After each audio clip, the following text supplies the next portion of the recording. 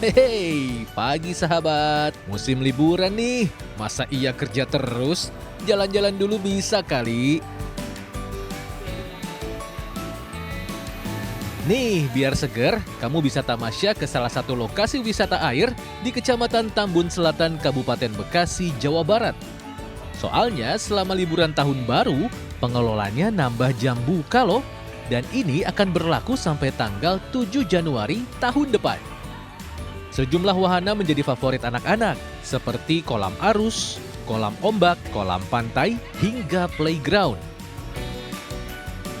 Terus ada juga yang baru nih, namanya wahana Wet 5D. Jadi pengunjung bisa ngerasain petualangan bawah air lengkap dengan percikan dan gambar yang mirip aslinya. Untuk hiburan anak-anak ya terjangkau aja lah, lumayan terhibur lah. Ya untuk anak-anak ya happy juga, senang juga. Kalau di dalam kota kan kita lebih deket. Kalau bawa bocah kecil juga kan lebih aman gitu kan. Permainannya banyak, lengkap. Masuknya juga terjangkau harganya. Ya, kami selama liburan high season Nataru ini kami buka dari 23 Desember sampai dengan 7 Januari yang setiap hari, Pak.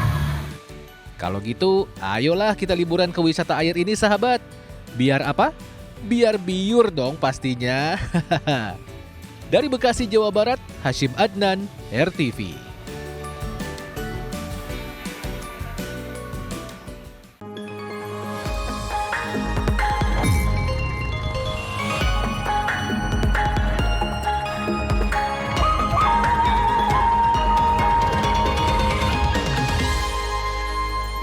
Halo pagi Tasya. Pagi Kapan, gimana kabar ini? Baik dong. Aduh. Dan sahabat RTV mungkin dalam suasana liburan ya. Tadi Betul. sudah kita lihat ya bahwa kayaknya seru ya kalau wisata air ya kalau liburan ini ya. Tapi nggak cuma wisata air ya, ada Ada apa juga lagi? wisata lain yang akan kita tampilkan tentunya di Lensa Indonesia Pagi.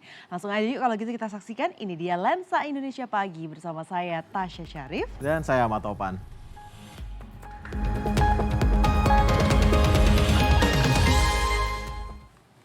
Ya, buat sahabat yang masih bingung kemana menghabiskan liburan tahun baru untuk anak, kamu bisa berkunjung ke wisata edukasi seputar profesi di Jakarta berikut ini nih. Betul sekali karena anak-anak akan bertualang menjajal profesi orang dewasa beserta semua keseruannya. Apa saja profesinya kita cek sama-sama.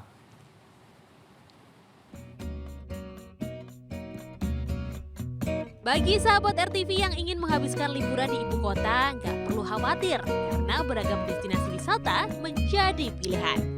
Salah satunya bermain peran dan profesi menyenangkan di Kidzania Jakarta. Dirancang menjadi sebuah kota, para pengunjung bisa datang ke berbagai fasilitas tiruan mulai dari rumah sakit sampai klinik kecantikan. Tak hanya itu, anak-anak juga bisa memerankan profesi di sini, mulai dari pemadam kebakaran hingga detektif. Wah, pasti seru nih. Tujuan dari Kidzania memberikan beberapa kegiatan yang hadir di sini adalah untuk memberikan edukasi kepada anak-anak mengenai beberapa peran profesi yang bisa mereka rasakan langsung di Kidzania Jakarta yang nantinya mungkin menjadi cita-cita mereka juga. Gak heran deh kalau anak-anak terlihat sangat antusias bermain. Selain rekreasi, mereka juga bisa mendapatkan edukasi mengenai tanggung jawab dan profesi yang mereka impikan. Kalau tadi jadi pilot ya? Pilot, terus tadi pengen ke arkeolog. Banyak sih Mbak. Tentu bangga ya, kita bisa ngelihat anak-anak dari awal tuh sudah punya bakat kemana gitu dari sini. Itu yang terpenting sih menurut saya. Aku udah nyoba wahananya polisi, terus RCTV, terus sama bola. Aku pengen cobain dokter, soalnya cita-cita aku dokter. Mereka juga punya edukasi banyak di sini, sesuai dengan minat mereka. Bisa juga kan yang tadinya anak yang takut ke dokter gigi, di sini ada dental klinik kan. Mereka juga jadi antusias gitu, nggak takut lagi. Bahkan yang tadinya punya profesi, ingin cita-cita seperti profesi jadi polisi ataupun jadi presenter, bakatnya tuh bisa tersalurkan di sini. Setidaknya mereka udah ada wacana gitu ya, udah ada gambaran gitu. Senanglah, antusias gitu semuanya. Dengan merogoh kocek Rp250.000 hingga Rp335.000, kamu sudah bisa bermain seharian di sini. Buat kamu yang nanyain promo akhir tahun, ada kok. Langsung aja cek di akun medsosnya.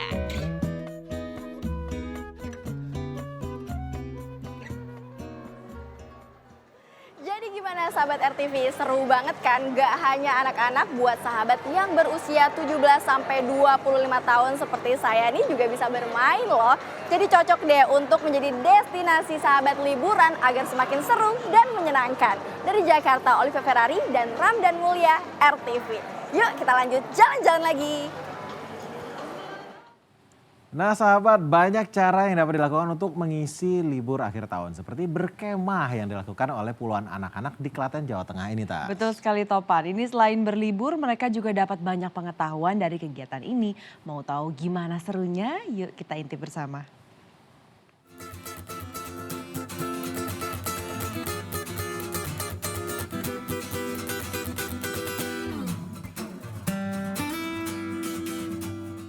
Wah, udah banyak tenda nih. Pasti tahu dong mau ngapain? Ya, bener banget. Untuk mengisi liburan akhir tahun, berkemah jadi salah satu kegiatan yang seru juga loh sahabat. Seperti yang ada di Taman Edukasi Sekar Arum, Kecamatan Ceper, Kabupaten Klaten, Jawa Tengah ini. Kemah liburan tersebut diikuti 25 peserta dari berbagai daerah.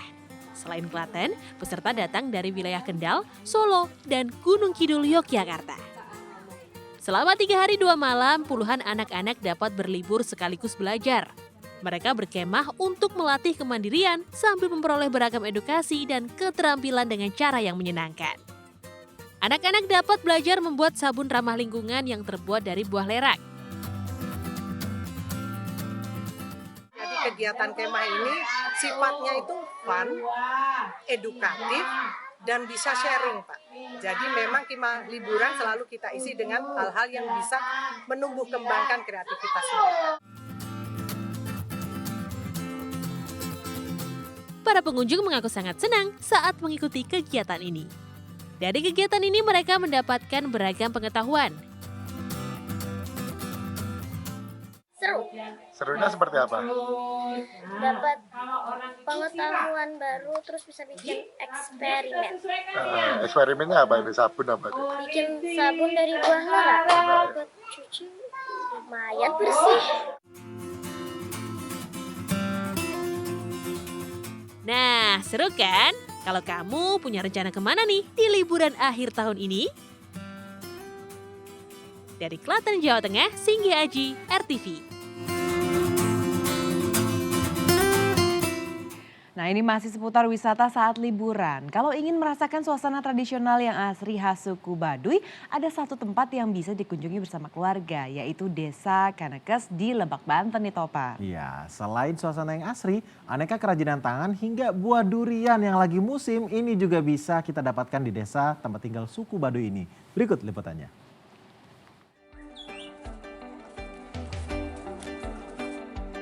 Suasana asri nan teduh langsung menyambut. Begitu kita datang ke Desa Kanekes, Kecamatan Lewidamar, Kabupaten Lebak, Banten. Barisan rumah tradisional khas suku Baduy dan jalan setapak dari batu menambah nuansa tradisi yang kental di desa wisata yang dihuni salah satu suku asli Indonesia ini.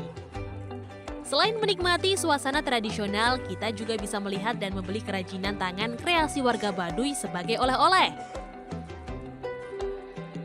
Selain itu, ada juga warga yang berkeliling menjajakan hasil kebun sesuai musim. Dan saat ini lagi musim durian, pas banget nih bagi pecinta durian yang mau mampir ke sini.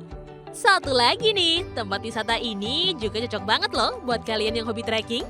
Soalnya banyak pemandangan bagus di sekitar desa.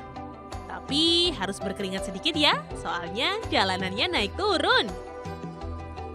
Saya tadi ada ke dalam, terus ke jembatan bambu itu, tempatnya ternyata masih asri, masih enak, masih nyaman.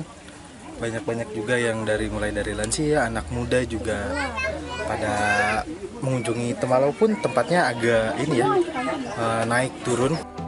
Selain menjadi objek wisata andalan Kabupaten Lebak, Desa Kanekes ini juga jadi sarana pelestarian budaya tradisional Indonesia agar tidak tergerus oleh budaya asing. Dari Lebak, Banten, Herbert Marbun, RTV. Kita ke informasi selanjutnya dari dunia politik. Capres nomor urut 2 Prabowo Subianto ini menghadiri peringatan 19 tahun tsunami sekaligus bertemu dengan ulama se-Aceh. Ya, ini dalam pertemuan ini Prabowo berjanji akan membangun politeknik unggulan di Aceh. Berikut liputannya.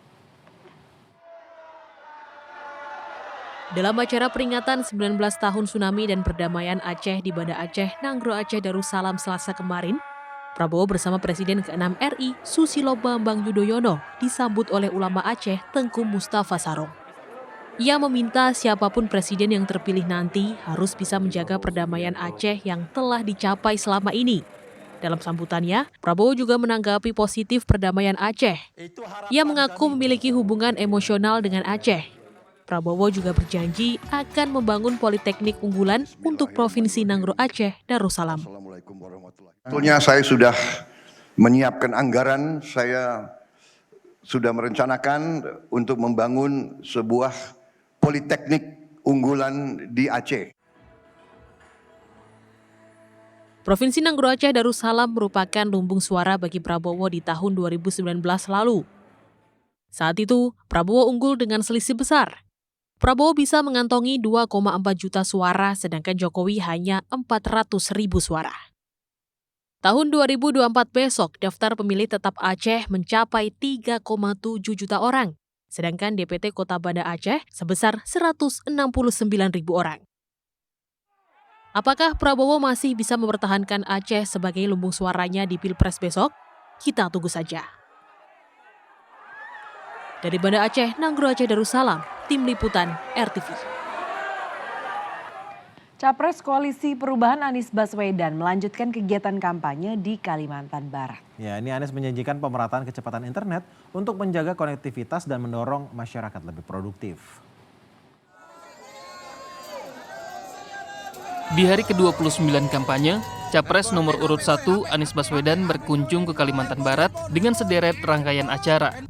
Mulai dari penyambutan di Bandar Udara Internasional Supadio,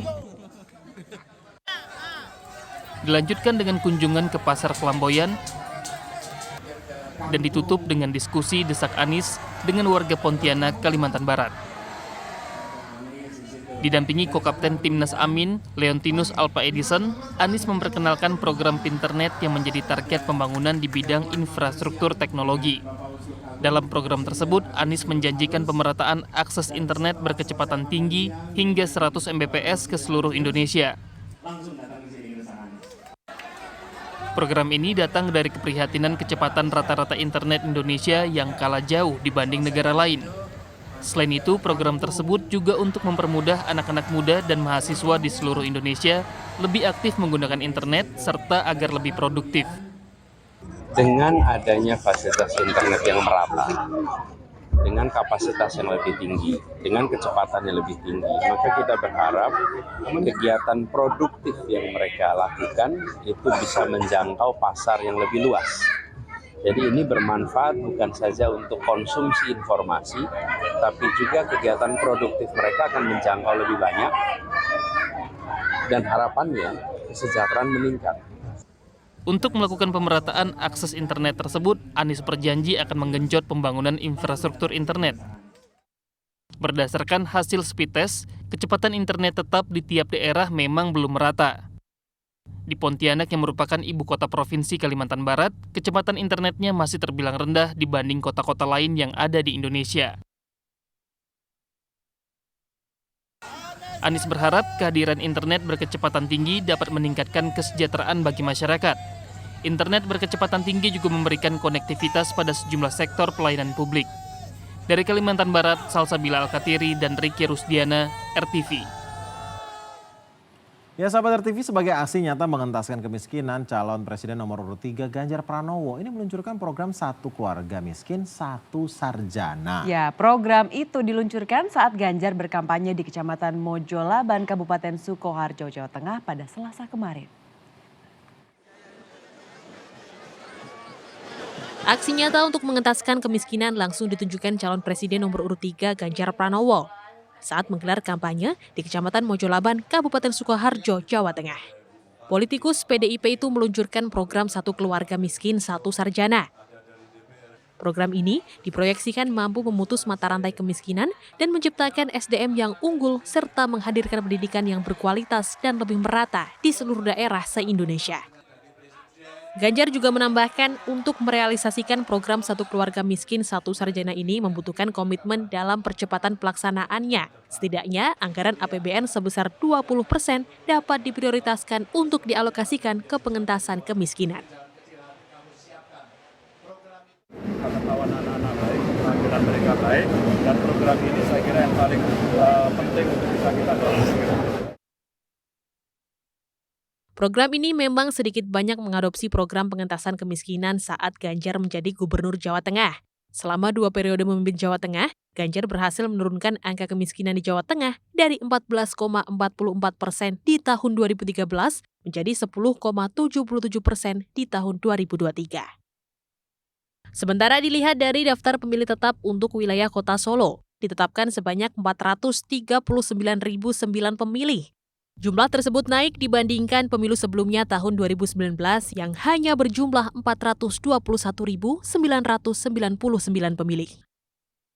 Sedangkan untuk DPT Jawa Tengah ditetapkan sebanyak 28.289.413 pemilih atau mencapai 13,81%. Dengan angka sebanyak ini, maka sangat wajar Ganjar terus menggeber kampanyenya di wilayah Jawa Tengah dan sekitarnya. Dari Sukoharjo, Jawa Tengah, Joani Augusti, RTV.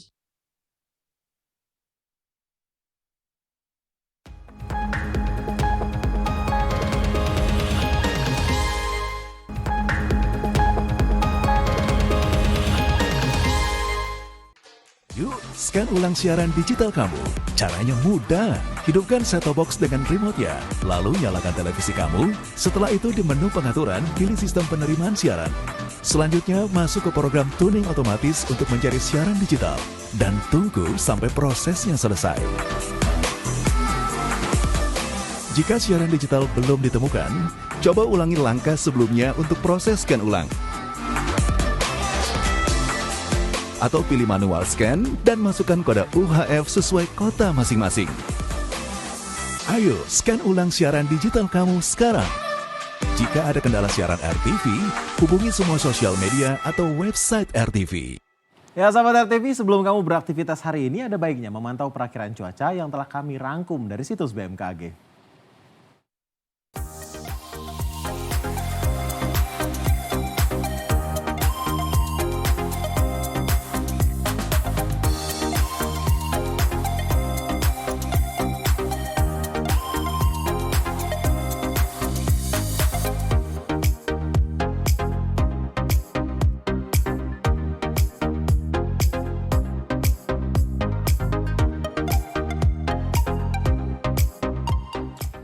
Ya, informasi perakiraan cuaca tadi menutup jumpa kita di Lensa Indonesia pagi hari ini. Saya Tasya Syarif. Dan saya Ahmad Topan mewakili segenap kru yang bertugas undur diri. Terima kasih atas perhatian kamu.